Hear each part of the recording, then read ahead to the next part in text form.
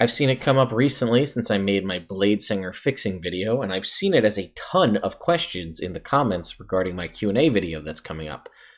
But people have said, what do I think about prestige classes? Do they have a place in 5th edition? What are my thoughts? And for those of you who haven't been along on the 5th edition ride with us since the beginning, you may not know that in October of 2015, we got an Unearthed Arcana that was all about prestige classes and how to implement them in 5th edition. So if you're curious about that, let's revisit that Unearthed Arcana together.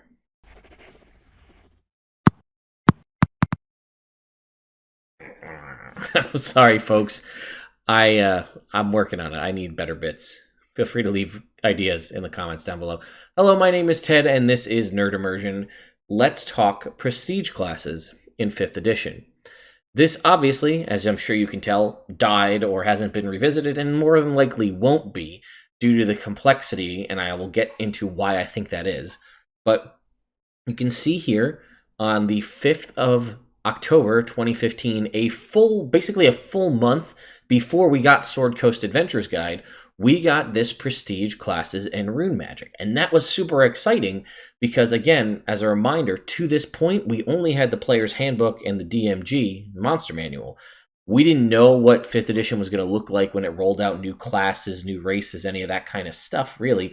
We did get some new races in the Elemental Evil Player's Companion earlier in 2015, but we didn't know. We didn't know if we were going to be like we were before. We were going to get books rolling out pretty consistently.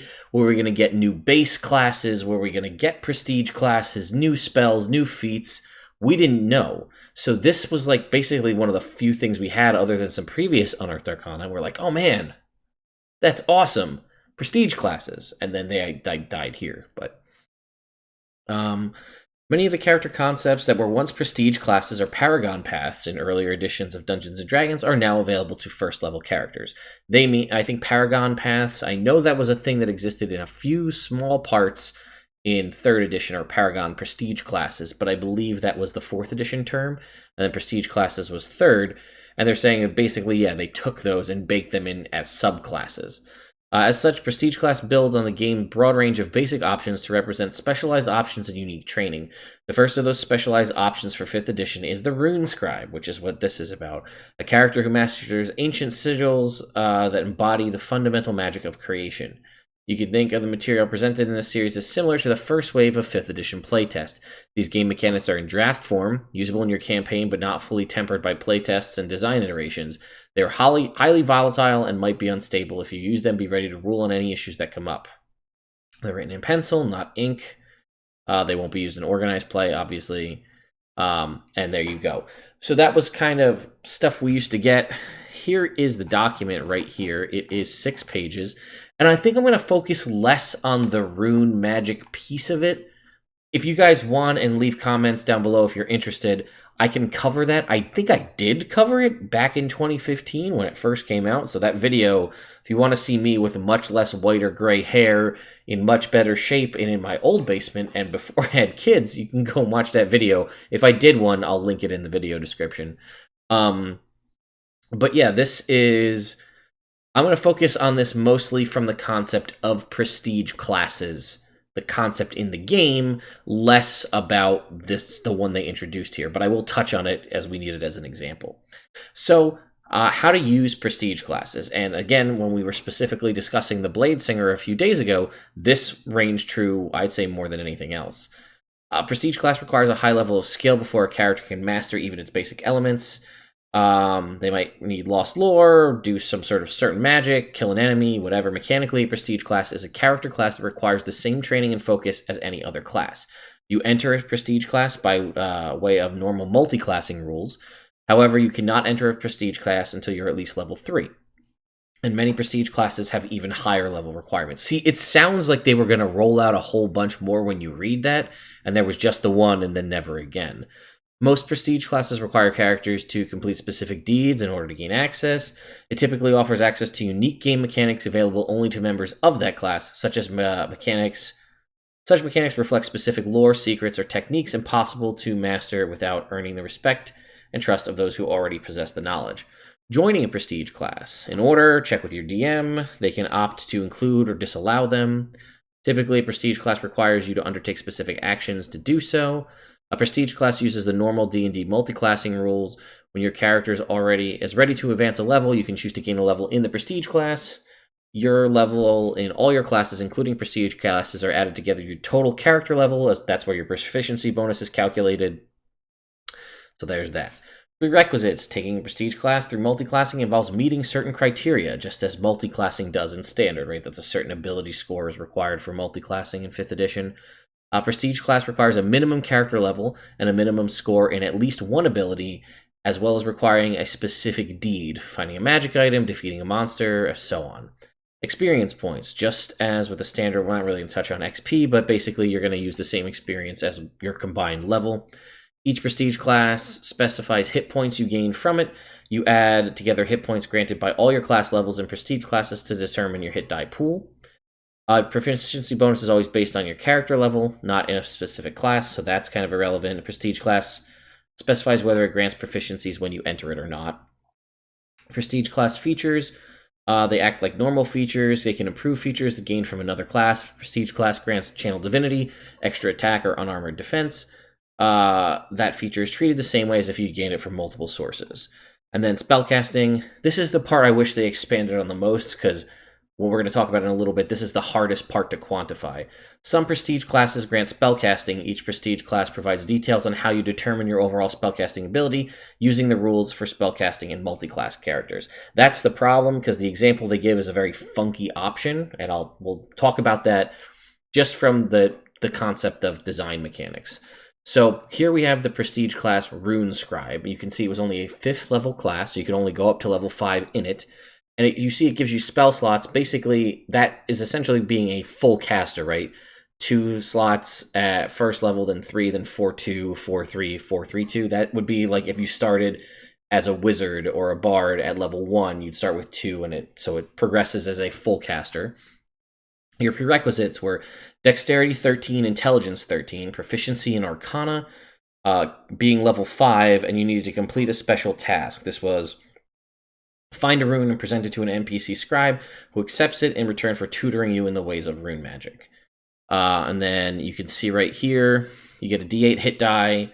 You got Calligrapher's Tools, Masonry Tools, and Woodcarver's Tool proficiency just from joining the class. No saving throws, no skills. It doesn't grant any equipment. And then, like I said, I'll just touch on this highly because the spell slots is my biggest problem. But it says, runes can make use of your own magical powers. You gain a number of spell slots as specified on the Rune Scribe table, but this prestige class does not grant spells known. Instead, as a Rune Scribe, you can expend your spell slots to empower runes as described in the Rune Magic section below. For the purposes of multiclassing to determine your total spell slots, add your levels in Rune Scribe to your levels in whatever your spellcasting feature class was. For example, if you are a Rune Scribe 4, Wizard 6, you would have the spell slots of a 10th level character in addition to having the cantrips and spellbook of a 6th level wizard. So that explains at least that much, right?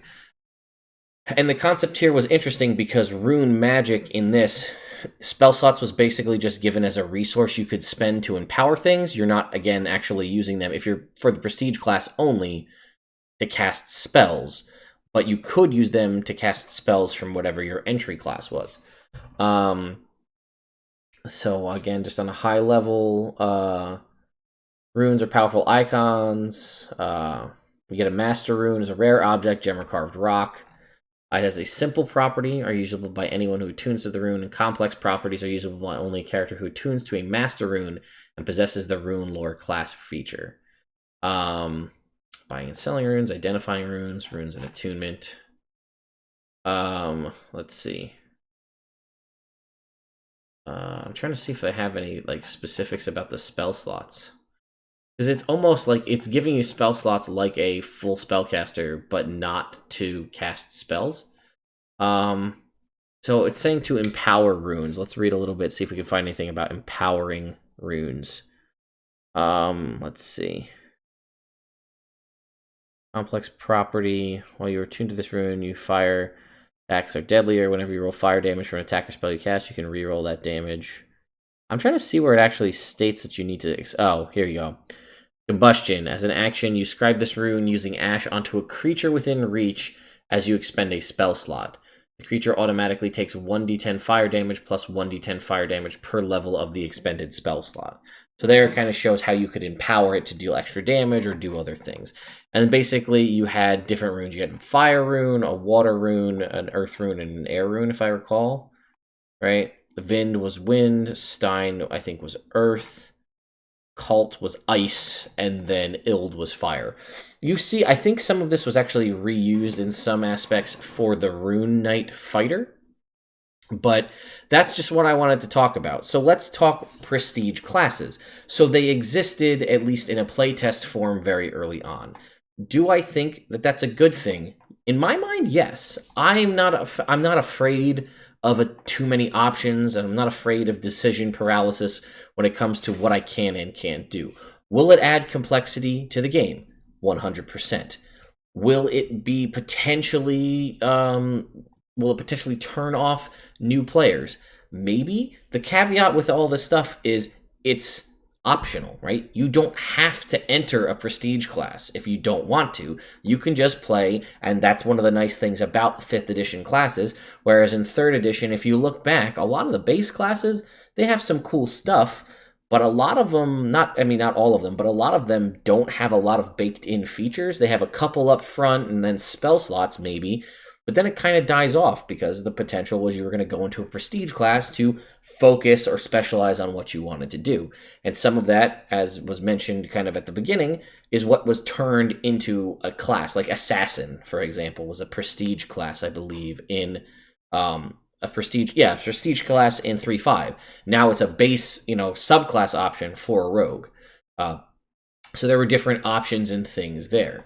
So I think it would be a good idea. Maybe you do make like an Unearthed Arcana book like this was from back in the day, or you make some new player-only handbook that has the alternative class features from the other Unearthed Arcana we got recently, and it's just a book of optional rules you can choose to employ in the game.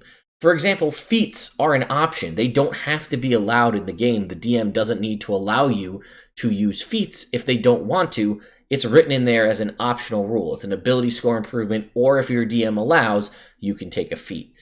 In my mind, almost every DM does allow feats, but something to consider. So that's I think the biggest answer to this is if you make cool new rules, Wizards of the Coast, for people to use in a game, as long as if you're worried about it turning people away or being too complex, make it an optional rule. That means if I like the optional rule of flanking in the Dungeon Master's Guide, I can use it. If you don't have to. If I like the optional rule of prestige classes, then I'll use them. You don't have to. The only downside of that is Wizards of the Coast, and I'm assuming this is the case, does not want to spend time and manpower developing prestige classes, putting the design work into that to make a multiple list of option of prestige classes for you to enter that then you are not going to use because they are only optional. In my mind, from what I've seen, a lot of the optional rules in 5th edition are very simplistic things, although there were some decent systems added in the plot point system and the spell point system and things like that in the Dungeon Master's Guide, but that was back in 2014 when there was nothing else to worry about from all these new books that have come out. Maybe I'm wrong, but think about it. If it was me and I spent hundreds of hours and time and labor and effort to make, let's call it 10 prestige classes, 10 really good, solid prestige classes that I was very proud of, and then you put them in a book and you flag them as optional and nobody uses them, then I kind of feel defeated and say, well, why did you have me do that if people aren't even going to use it? So there's two sides to that. So that's how I would see why they may not do that. But I'm a huge fan of the idea of prestige classes.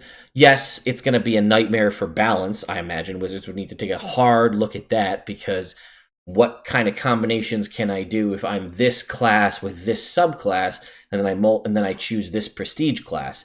How does it interact? Because potentially, as you saw from the RuneScribe here, you only need to have a couple of high ability scores, or not even high, 13 and a couple ability scores, proficiency in Arcana, level 5, and then a special task item, and you can enter in it. There's technically no reason a Barbarian couldn't be a RuneScribe.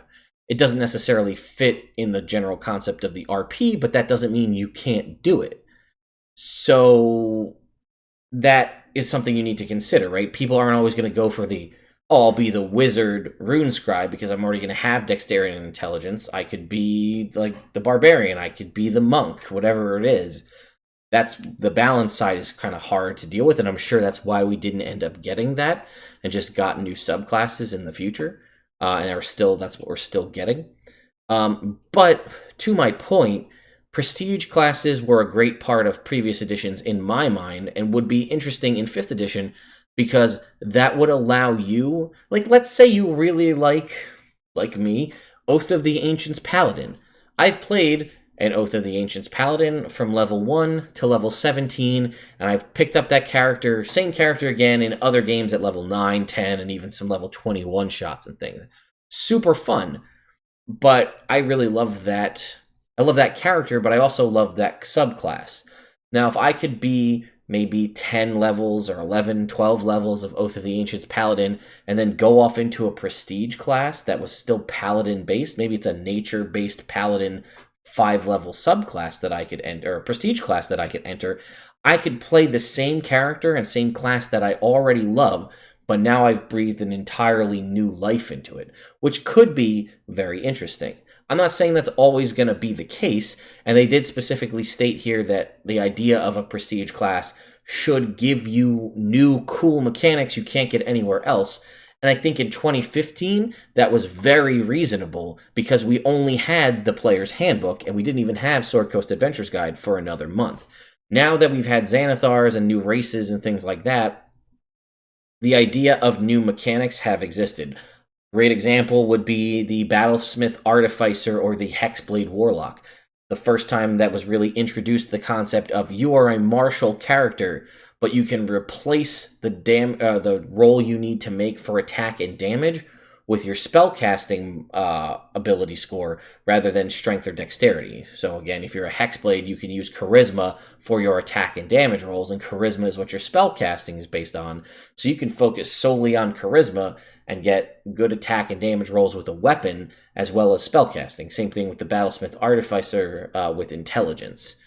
So that was a cool mechanic that didn't exist prior to those books coming out that could have possibly been something reserved for a prestige class.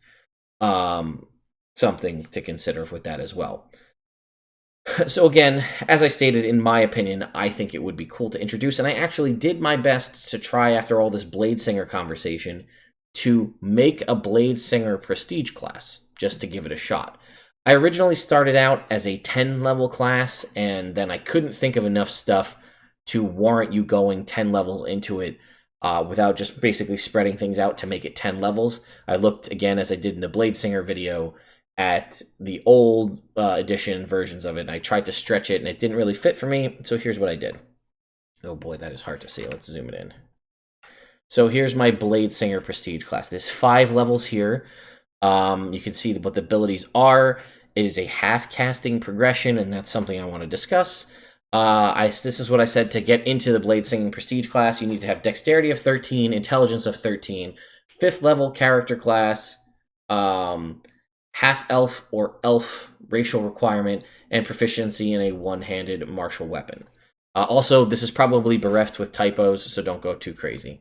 It's a D8 hit die. It does not grant you... I wanted to have it be a class feature, so it did not grant you any proficiencies in just joining the class, but the first level ability you get is Training in War and Song, which gives you proficiency in light armor. You also gain proficiency in either performance or acrobatics, your choice.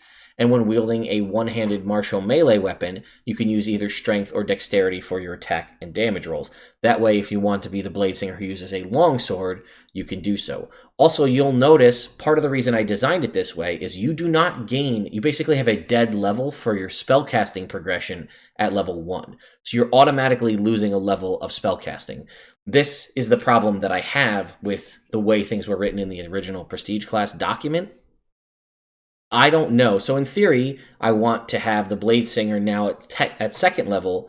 I screwed up a couple things in here. It says it's second level for Bladesong. It should be first level. But my point is with the spellcasting, how do you justify that? So like you're say let's just do the standard, right? And say you're a wizard, you're 10 levels in wizard, maybe 10 levels in abjurer wizard. And you say, now I want to go into Bladesinger prestige class. Okay, so you don't get anything at first level, you just get training in Warren Song and Blade Song. Now at second level, you gain access to spellcasting. So effectively, if you are let's say a 10th level Abjuration Wizard and a 5 level Bladesinger, you will have the spell slots and spellcasting ability of a 14th level caster.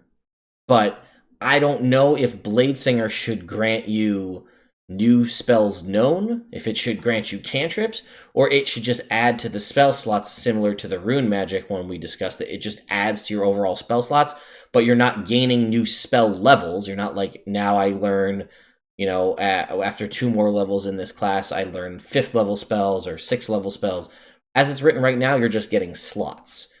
I don't know how to fix it. We didn't really get a good primer in that document, but as it stands right now, it's just increasing your spell slots, not giving you more spells known or higher level spells. So also at first level, you get Blade Song, and I just basically copy and pasted Blade Song from the existing Bladesinger. The only thing I would add to it is you can use Blade Song. It says, you can't use medium or heavy armor or using a shield, and I would put in parentheses, if you are wearing Elven Chain armor, if you are wearing the magic item Elven Chain, you can enter Blade Song. And again, that's just to appease people who really want the lore and the classic thing of that, and it would work with a longsword. You have your spellcasting is all you get at second level, is the introduction to your spellcasting recurring. At third level, you get War Magic, stolen from the Eldritch Knight. When you use your action to cast a cantrip, you can make one weapon attack as a bonus action. At fourth level, you get a couple choices from the fighter's fighting style. Either defense, a +1 bonus to AC while wearing armor. Dueling, the +2 bonus to a one-handed melee weapon. And I put 2-weapon fighting here, and I realized that doesn't work because Blade Song only works when you have one hand. So I might have to pull that out of there. Or just allow Blade Song to work with a 2-handed weapon. But right now, I guess it should just be defense or dueling. And then also at fourth level, I gave them evasion for the rogue, just basically stolen from the rogue. And then lastly, if you go 5 levels deep into this prestige class, you get Song of Victory, which is, as long as you are conscious, you are always considered to be under the effects of Blade Song. Additionally, while Blade Song is active, you add your intelligence modifier to the damage of your melee weapon attacks, and you can attack twice instead of once whenever you take the attack action. So that sounds like you're getting a lot. 1, it's a capstone ability in a prestige class, so you had to go 5 levels into this. 1, you are losing an ability score improvement. You do not get an ability score improvement or a feat from this prestige class, so you're giving that up, which is big. You are getting essentially 1 full dead level of wizard spellcasting, assuming you're a wizard. There's no reason you couldn't do this as a bard, as a sorcerer, as a warlock. Those are all options for you here. Even a cleric, right? Cleric could do this. It's based on my prerequisite lists here. I actually didn't give them any spellcasting, which maybe I should have had. Spellcasting was part of the prerequisite, and that's something I kind of overlooked there. So that should be something you should be able to at least cast.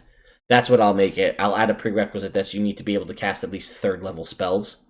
And then that makes it so you have to at least be a spellcaster to enter, because again, as I stated before, you could just be a barbarian, in theory, and enter this. So my mistake. Add in there as a prerequisite, you must be able to cast at least 3rd level spells. You could be a cleric or a druid entering this. I'm not going to make it arcane spells only, because that doesn't really exist in 5th edition. But the reason why this is as powerful as it might be is, again, you're getting 1 dead level of your spell casting, or you're not getting anything at 1st level. You're only gaining additional spell slots from 2nd through 5th level, and you don't get an ability score improvement with this. So that was my thoughts. Again, it was very, very, very high level. I just slapped this thing together in like 10 minutes. So obviously there was typos and things I thought about that didn't make sense as I was reading it.